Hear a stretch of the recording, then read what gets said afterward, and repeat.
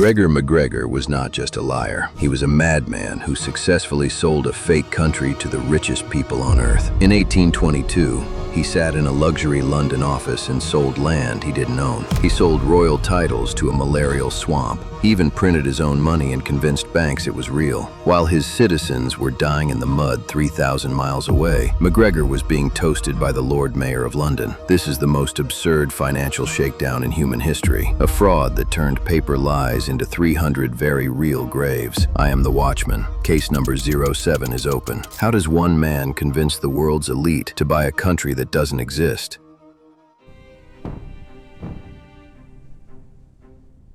London, 1821. A carriage stops in front of a luxury hotel. A man steps out wearing a bright military uniform covered in gold medals. This is Gregor McGregor. He doesn't look like a crook. He looks like a hero. He tells everyone he is the cazique, the prince, of a new land called Poyet. He claims it is a paradise in Central America. Most con men hide in the shadows. McGregor did the opposite. He opened a fake embassy right in the middle of London's money district, 1 Dowgate Hill. In the world of professional fraud, this is a tactic known as trust machinery. If you have a fancy office in the right neighborhood, people stop asking for proof. McGregor wasn't begging for money on the street. He was being invited to high society dinners. He was toasted by the Lord Mayor of London. He showed the elites beautiful maps and drawings of a city called St. Joseph. He talked about golden rivers and soil so rich you didn't even have to farm it. To the wealthy people of London, Poyet was a gold mine. They didn't see a scam. They saw a chance to get even richer. But here is the forensic reality. There was no embassy back in Poyet. There was no prince. There was only a map drawn by a man who was very good at telling people what they wanted to hear. Gregor McGregor realized that if you give people a 300-page book, they stop asking questions. He used a physical object of knowledge to turn a lie into a believable reality. In my line of work, the only way to avoid these traps is to stay ahead of the narrative. But conducting a deep dive investigation into history or finance usually requires reading thousands of pages of dense text. Most of us simply don't have the time to sit down for hours with a heavy book just to find one critical fact. It sucks to know there is vital intelligence out there, but you're too busy with your daily life to actually consume it. That's why I use Audible to keep my tactical files updated without slowing down. Audible is the world's leading library for audiobooks and investigative storytelling. It is the standard tool for anyone who needs to absorb massive amounts of information while they are on the move. I've used it to audit dozens of cases where the official story didn't quite add up. This makes no sense. Using Audible means you can turn your commute or your gym session into a forensic research trip. It allows you to consume complex historical records and financial deep dives without having to open a single paper book. When you sign up, you get 1 credit every month to buy any title from their entire premium library. You also get the Audible Plus catalog, which gives you unlimited access to thousands of exclusive podcasts and investigative originals. This is amazing. So scroll down, click the link below, start your free trial today, and build your own library of historical truth. McGregor knew a secret about the human brain. We trust things we can touch. If a lie is just a story, people might doubt it. But if a lie has a passport, a banknote, and a leather-bound book, it becomes real. The technical term for this is physical legitimacy. First, he went to professional printers in Scotland. He didn't ask for cheap flyers. He ordered high-quality, beautiful banknotes. He called them Poyet dollars. They looked just as official as the money in London. He convinced people to trade their real gold and British pounds for this play money. Next, he created land deeds. These were thick pieces of parchment with fancy gold seals and fake coats of arms. When a farmer or a doctor held one, they felt like they owned a piece of paradise. But McGregor's biggest trick was a book. He wrote a 355-page guide to Poyet under a fake name, Captain Thomas Strangeways. The book described a city with a national bank, a grand cathedral, and an opera house. It even claimed the local rivers were filled with sands of gold. This created a phenomenon known as a feedback loop. If you doubted the maps, he showed you the book. If you doubted the book, he showed you the money. Every piece of paper proved the other piece of paper was real.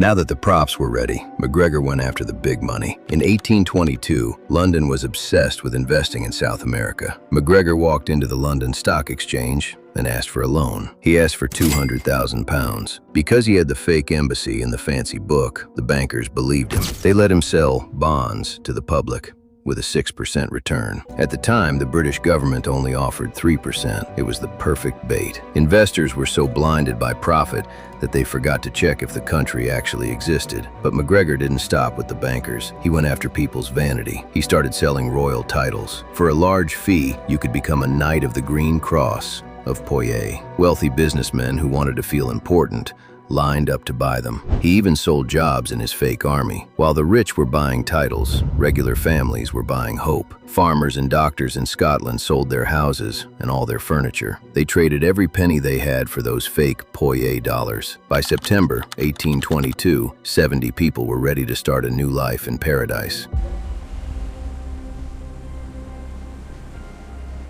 By early 1823, the first two ships arrived at the coordinates. The passengers stood on the deck, looking for the white stone buildings of St. Joseph. They looked for the Grand Opera House in the harbor. They saw nothing. There were no roads. There were no houses. There was only a thick, green wall of jungle and a stinking, muddy swamp. In my field, we identify this as the ground truth gap. It's the moment a lie hits the physical world and shatters. The settlers tried to build a camp, but they were doomed from the start. They had no food and no clean water. Clouds of mosquitoes brought malaria and yellow fever. And here is the cruelest part of the trap. The settlers tried to buy their way out. They tried to bribe passing ships to take them home, but they only had those beautiful Poitiers dollars. To the rest of the world, those notes were just expensive trash. The people who had been knights in London were now dying in the dirt. One man had paid McGregor for the title of Royal Shoemaker. When he saw the swamp, he realized he had traded his family's life for a joke. He took his own life right there on the beach. Out of the 250 people who arrived, 180 died in the mud.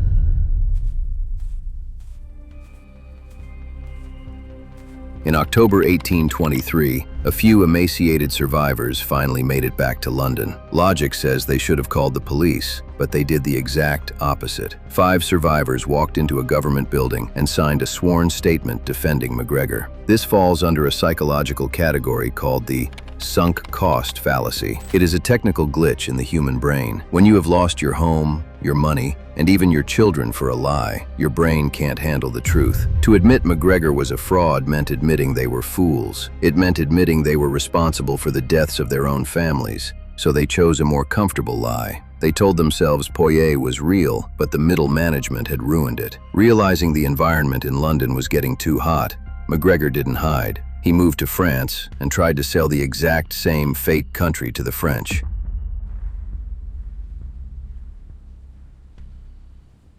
Gregor McGregor should have ended his life in a prison cell, but the law in the 1820s wasn't built to handle a man this bold. He was tried in France, but he walked free. He eventually ran out of money and victims in Europe, so he went back to the one place that still thought he was a hero, Venezuela. He petitioned the government, claiming he was a brave veteran of their revolution. The Venezuelan Senate didn't check his record in London. They granted him citizenship and a hero's pension with full back pay. That makes no sense. McGregor died in 1845 as a respected, wealthy man. He was buried with full military honors in the Caracas Cathedral. It is a final, cold insult to the 180 settlers who died in the mud. The forensic lesson here is simple. Most criminals get caught because they think small. But if your lie is big enough, if you sell a fake country to the entire world, you might just die a hero. The file on the Poitiers scheme is officially closed. Humanity is a bottomless well of greed. I'm heading out. Next time, we look at an illusion that controls your life every single day. You look at your bank account and see a number. You think that cash is sitting safely in a vault. It isn't. We conduct a forensic audit of the world's banking system,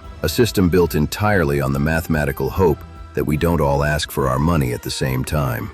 I am the Watchman. Stay in the light. Now, someone get me a coffee. This atmosphere is depressing.